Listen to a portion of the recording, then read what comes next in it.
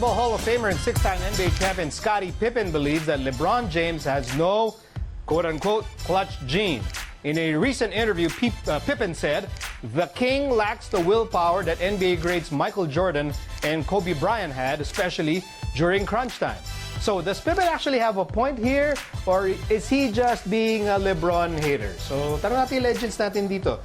Denok Miranda and Jerwin Gaco. And Denok and Jerwin, sabi ni Scottie, "When I look at LeBron, he is not what Michael Jordan was as a player. He is not what Kobe Bryant was as a player."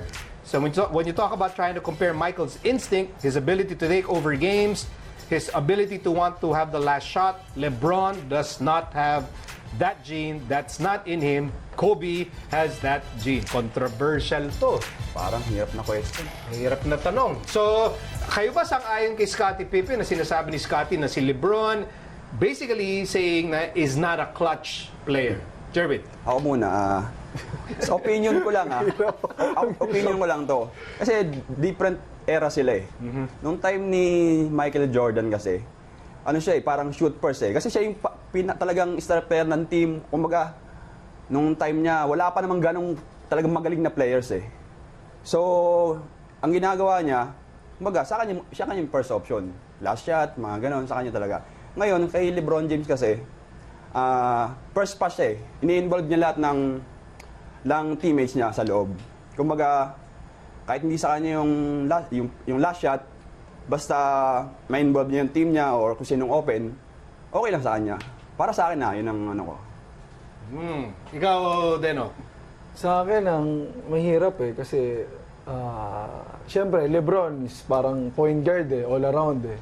So, sa different era, Jordan talagang take charge. Kobe, take charge.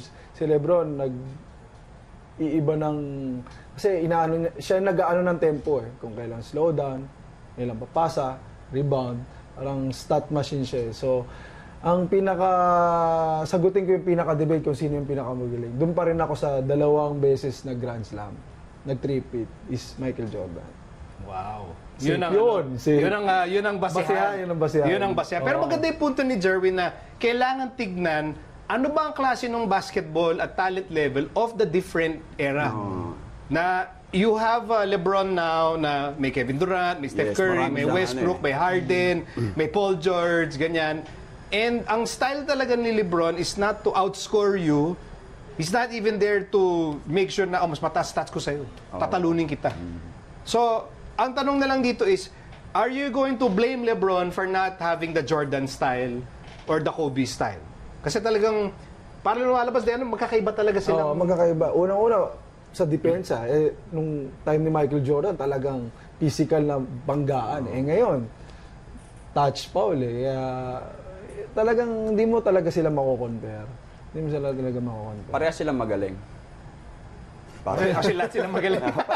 Parehas na lang silang magaling para wala nang silang pagtalunan. Hindi, sige. Tatlo kasi binabagit ni Pippen. Tatlo, di ba? Jordan, Kobe, LeBron. Sa tatlo, sino yung magkapareho? Parang kino-compare nila talaga si Michael Jordan sa si Kobe Bryant eh.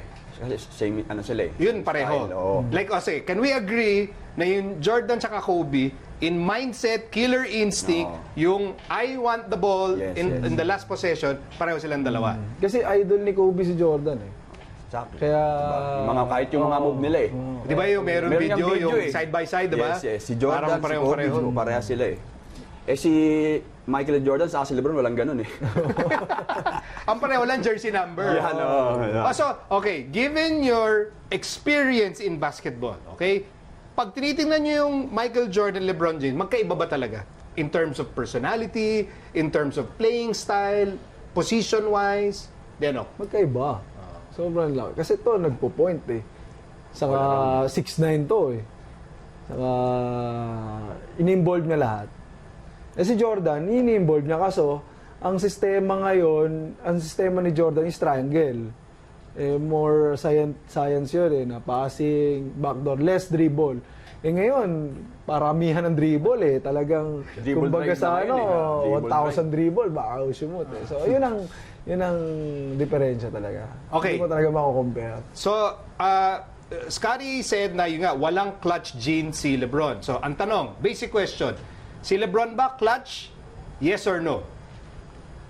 Para sa akin, yes. Yes. Kasi may mga shot naman siyang may mga games na siyang nagpanalo, di ba? May mga crucial na siya nagpanalo sa semis, finals, mga knockout games. So para sa akin, clutch pa rin player siya. Yan o. Sa akin, clutch pa rin siya. Eh, siyempre, ang nagsalita si Scottie Pippen eh.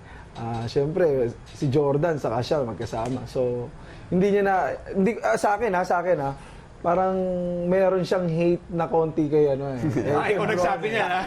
Ikaw nagsabi niya, ha? Hindi, meron konti. Kasi siyempre, di ba? Kasi nagkakaroon ng comparison talaga eh. Okay. Nabanggit mo na. Baka yung Scottie Pippen medyo may pagka, hating ba, no? Kumbaga. Yan ba dala din dahil si Scottie belongs to a different generation? 90s yan eh. Syempre yung mga iba rin yung yabang ng mga galing 90s. Physical yung time namin. Walang touch foul, and so on and so forth. And then yun nga, they played in the era of Michael Jordan. So, syempre iba yung angas ng mga player na yun.